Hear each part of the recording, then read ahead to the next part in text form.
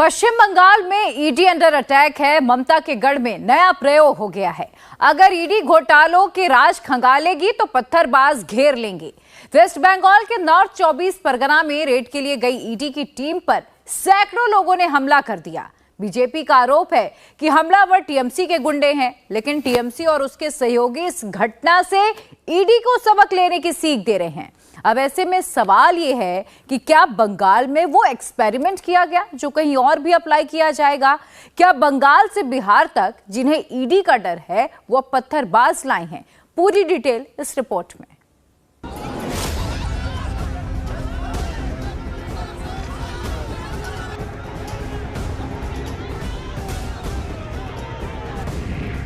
ED की गाड़ियां तोड़ी जाएंगी, अफसरों के सिर फोड़े जाएंगे।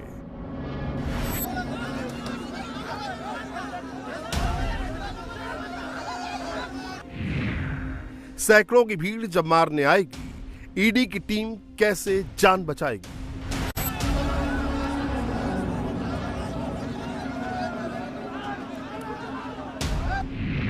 ईडी का एक्शन होगा तो बंगाल में करप्शन को प्रोटेक्शन होगा।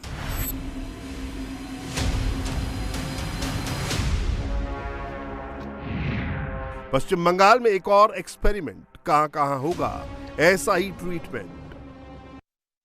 टीएमसी लीडर शाहजहां शेख, इनके यहां ईडी छापा मार रही थी।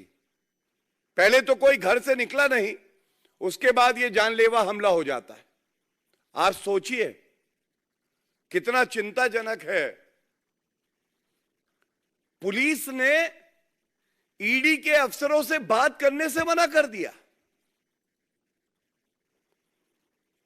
तो मैं ये कहूंगा, शाहजहां शेख, मामला तो शाहजहां शेख का है, पर शह किसकी है? ये शेखी किसकी है?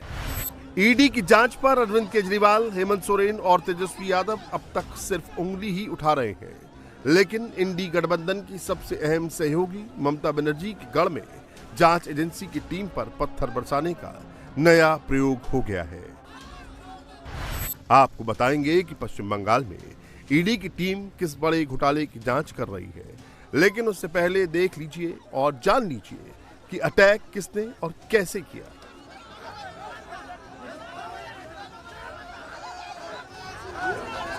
यह घटना पश्चिम बंगाल के उत्तर 24 परगना जिले के संदेश खली गांव की है, जहां ईडी की टीम टीएमसी नेता एसके शाहजहां शेख के घर छापेमारी करने पहुंची थी।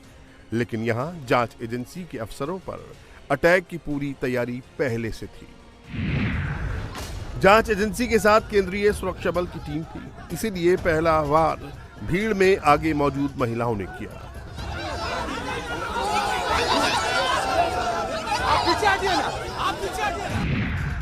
सुरक्षा बल के जवान जब महिलाओं को रोकने में लग गए तो पीछे मौजूद बैकअप भीड़ ने अटैक कर दिया।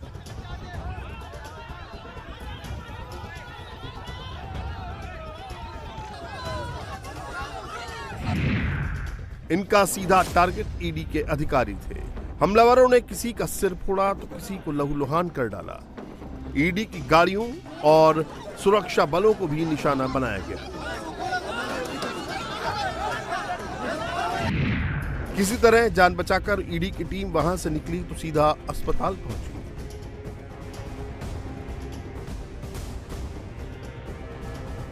आज जो ईडी के अधिकारी के ऊपर ये जो हमला हुआ, एक तो आप देखेंगे पैटर्न, ये पैटर्न एकदम ममता बनर्जी का मास्टर किया हुआ पैटर्न। कहाँ पहले महिलाओं को धकेल देगी सामने, ताकि कोई भी लॉ इन्फोर्सिंग एजेंसीज हो कुछ कर ना पाए।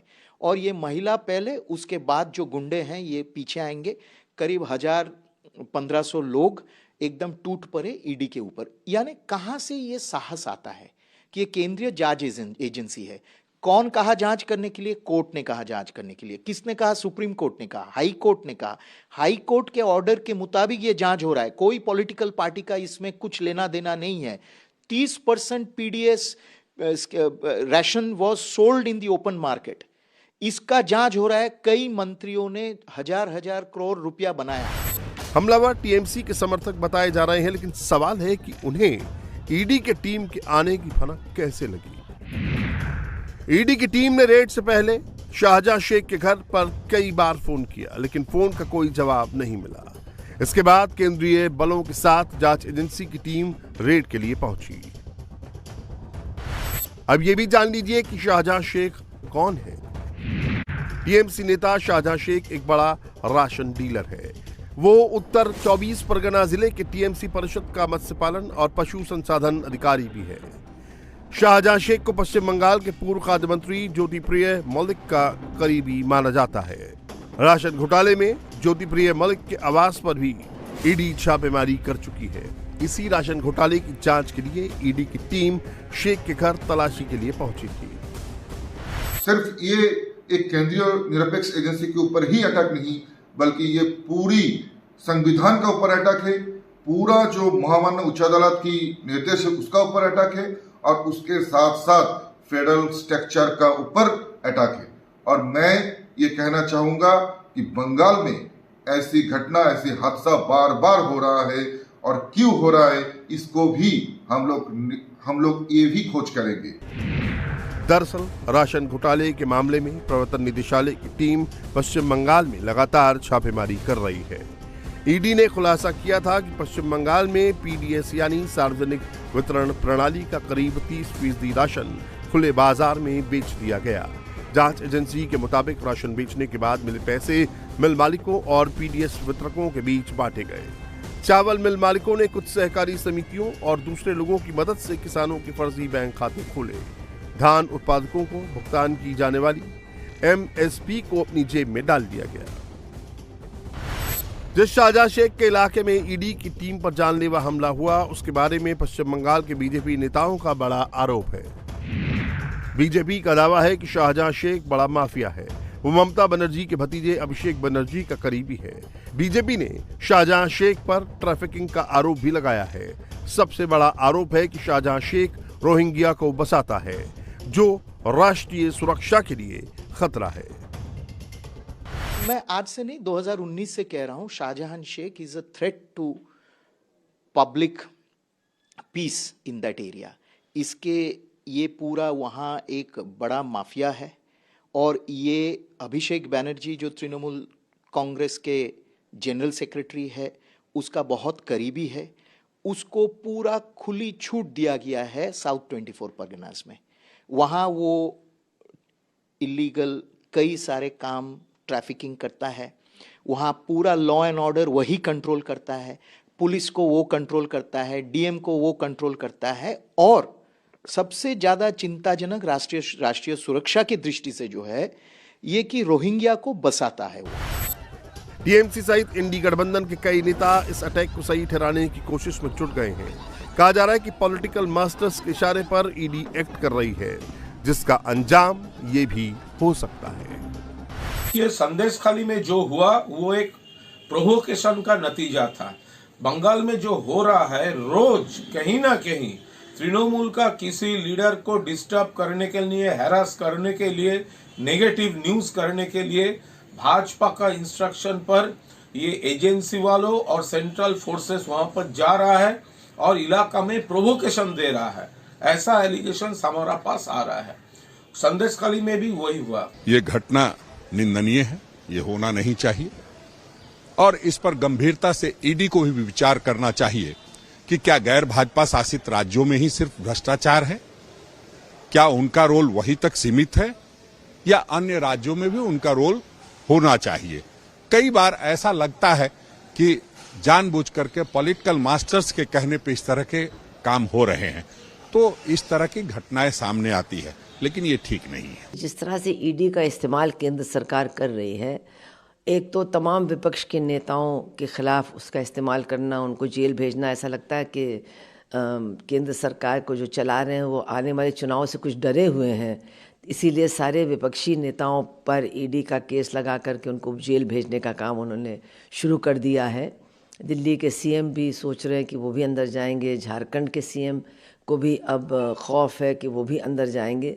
तो ये ठीक चुनाव के पहले जो हो रहा है, इससे कुछ सवाल उठते हैं कि आखिर विपक्ष के ही लोगों को क्यों टारगेट किया जा रहा है। हकीकत यह है कि राशन घोटाले की जांच हाईकोर्ट के आदेश पर हो रही है, लेकिन ऐसा नैरेटिव गढ़ने की कोशिश की जा रही है कि ईडी लगातार विपक्ष के बेदाग नेताओं को फंसाने की कोशिश कर रही है, जिसका जनता में रिएक्शन हो रहा है और ऐसी घटना घट रही है। लेकिन अब सवाल है कि क्या बंगाल में ईडी पर अटैक एक प्रयोग था जिसे दूसरे राज्यों में भी दोहराया जाएगा? ये पूरी तरह दुर्भाग्यपूर्ण है। जिस तरह बंगाल में कानून व्यवस्था नाम की कोई चीज नहीं है, बंगाल के लोग सिर्फ भ्रष्टाचार में बंगाल की सरकार लगी हुई है और पूरी तरह से बंगाल को ये लोग बदनाम कर रहे हैं। बंगाल एक सभ्य राज्य माना जाता था, लेकिन वहां पर ममता जी और टीएमसी ने उसको जिस तरह से जंगल राज में बदल दिया है, इसका प्रमाण है कि ईडी के टीम पर भी हमला हुआ है। झारखंड के सीएम हेमंत सोरेन भी ईडी की जांच के घेरे में हैं। जमीन सौदे से जुड़े मनी लॉन्ड्रिंग मामले में प्रवर्तन निदेशालय ने उन्हें 7 बार समन दिया, लेकिन वो हाजिर नहीं हुए। ईडी की टीम ने उनके करीबियों के कई ठिकानों पर छापेमारी भी की। हेमंत सोरेन का भी आरोप है कि सियासी बदले की भावना और उनकी छवि खराब करने के लिए ईडी का इस्तेमाल किया जा रहा है। ईडी कथित जमीन घोटाले से जुड़े मामले में सोरेन से पूछताछ करना चाहती है। सोरेन ने झारखंड हाईकोर्ट और सुप्रीम कोर्ट में भी ईडी की कार्रवाई को लेकर याचिका दायर की थी, मगर सोरेन को राहत नहीं मिली। 3 जनवरी को अवैध खनन और मनी लॉन्ड्रिंग से जुड़े मामलों में सोरेन के करीबियों पर ईडी ने भी छापा मारा था। बिहार के मुख्यमंत्री तेजस्वी यादव भी ईडी के रडार पर हैं। ये मामला कथित तौर पर नौकरी के बदले जमीन से जुड़ा है। फरवरी 2023 में भी दिल्ली के राउज एवेन्यू कोर्ट ने लालू प्रसाद यादव, उनकी पत्नी, बेटियों और कई अन्य लोगों को भी समन जारी किया था।